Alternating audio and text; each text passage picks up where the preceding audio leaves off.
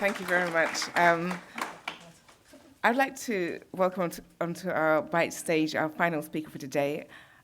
She's an independent curator, currently assistant curator of the Marrakesh Biennale happening in 2014, and she's many other things besides writer, PR person, fundraiser, etc. Can I welcome Natasha Hoare?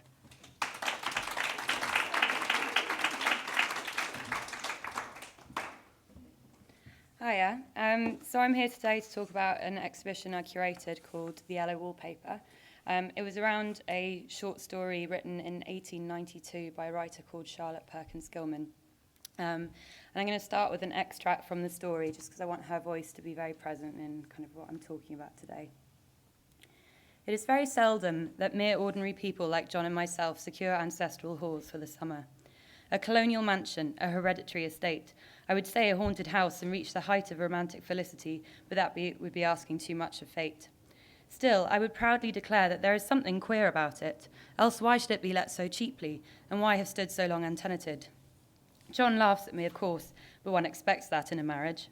John is practical in the extreme. He has no patience with faith, an intense horror of superstition, and he scoffs openly at any talk of things not to be felt and seen and put down in figures. John is a physician, and perhaps, I would not say it to a living soul, of course, but this is dead paper and a great relief to my mind. Perhaps that is one reason I do not get well faster. You see, he does not believe I am sick, and what can one do? If a physician of high standing and one's own husband assures friends and relatives that there is really nothing the matter with one but temporary nervous depression, a slight hysterical tendency, what is one to do?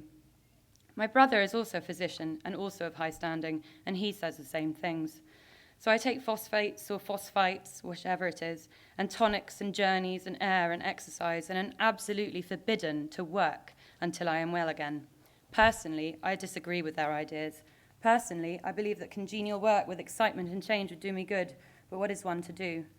I did write for a while in spite of them, but it does exhaust me a good deal having to be so sly about it, or else meet with heavy opposition. I sometimes fancy that in my condition, if I had less opposition and more society and stimulus, but John says the very worst thing I can do is to think about my condition, and I confess it always makes me feel bad. So I will let it alone and talk about the house. So, as I say, there's a very kind of direct voice to the story, and it really grabs you, and it's very kind of personal, and like she's kind of talking in your ear. It's a very striking novella, and she wrote it as the result of experiencing depression herself. Of course, it wasn't kind of diagnosed at the time, but it was postnatal depression. She had it after having a child. At the time, if you did suffer depression or nervous anxieties or any form of mental illness as a woman, you'd be prescribed the rest cure, which was this very kind of damaging treatment in which you'd be isolated from society, kept in a darkened room, fed very fatty foods to increase your kind of bulk, and forbidden from writing, sewing, reading, anything that could be seen as a stimulus.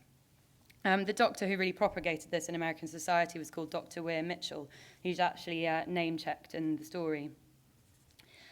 So Charlotte Perkins Gilman did actually manage to overcome her illness, and the rescue didn't kind of send her completely insane.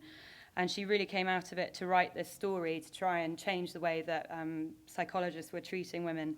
And apparently, so it has said, a psychologist did actually read the story and stopped prescribing the rest cure as a result. The book was revived in the 1960s, and I came across it as part of a kind of English literature course at university, and I think this is the way that most people seem to encounter the text. I think there's something slightly deadening about encountering a text that way, and I was always really struck by it and wanted to kind of revive it in a different context.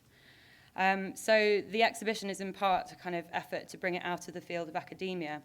And I was at an exhibition with an artist, Gabriella Boyd, standing in front of her paintings, and this story just kept running through my mind, and I spoke to her about it and was surprised to find that she was always thinking of this story also. And there is this legacy of young women who are really touched by this story. So it seemed very kind of relevant and possible to curate an exhibition around the book. I also felt that there was quite a lot in the novel that applies to the state of women in the contemporary art world today. There's still a huge disparity between women and men represented in commercial galleries. There's a huge disparity also in prices that female work gets at auction and sale. and the impact or perceived impact of having a child on a woman artist's ability to maintain her studio practice. And the East London Fawcett Group actually published a finding after Frieze Week, which showed that only 27% of artists shown at Frieze Art Fair were female artists. So it's still a huge kind of problem. So the exhibition took place at the Cobb Gallery in Camden and was co-curated by Roxy Warder. We invited 6 female artists to take part and asked that they make new works that were stimulated by the text. We were really delighted with the strength of response from the artists. Some had read it, some hadn't previously, but they all came back to us really excited and really wanting to kind of get involved with the meat of the story. They all kind of diverged in their approaches as well, which kind of shows how rich the text remains to this day. It was quite interesting that one of the artists, who was actually pregnant at the time of making the work for the show, said that it was a real delight to be able to tackle explicitly female themes in her work. And I think this is really true of a lot of female artists, that they feel if they do cover female themes, they're going to be slightly ghettoized or put under a label that, you know, kind of limits them in their practice. And this was really borne out when I was selling in the story to journalists. I spoke to one female journalist at a mainstream newspaper who said that the story was too niche and that it didn't apply to many people, 50% of the population. So the curation of the show was a real delight. We worked with Suze Pettigrew, one kind of graphic artist, and she created a kind of contemporized version of the wallpaper, which you'll see kind of flicking up at some stage. And that created a really immersive site at the beginning of the show on the ground floor where you could come in and read the book and get to grips with the meat of the story. Then I had an artist called Flora Robertson, who was a graduate from Wimbledon College of Art. She actually works as a legal advisor with refugees as well, and it's interesting that her practice revolves around kind of moments of psychological disintegration and high stress, because that's obviously what she's encountering daily in her job. She did this fractal kind of broken form that you'll see flashing up, which has photographs of empty architectural spaces on them. It's a very beautiful kind of moving piece.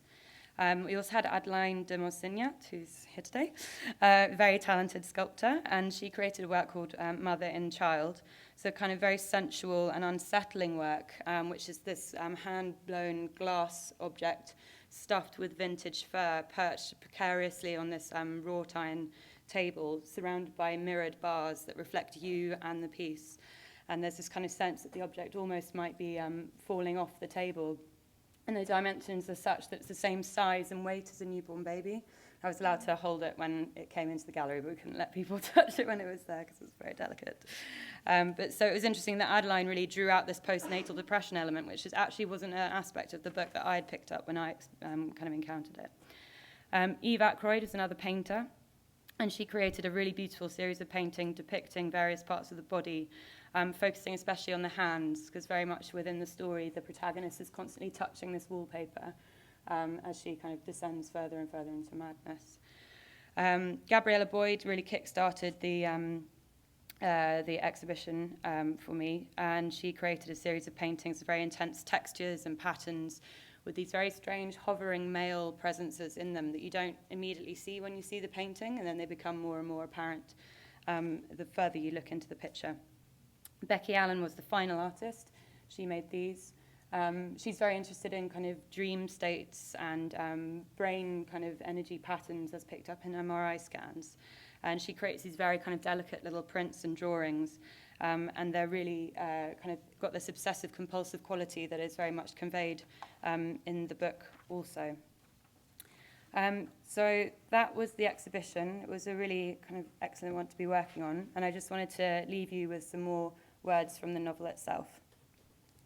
There is one marked peculiarity about this paper, a thing nobody seems to notice but myself, and that is that it changes as the light changes. When the sun shoots in through the east window, I always watch that first long, straight ray.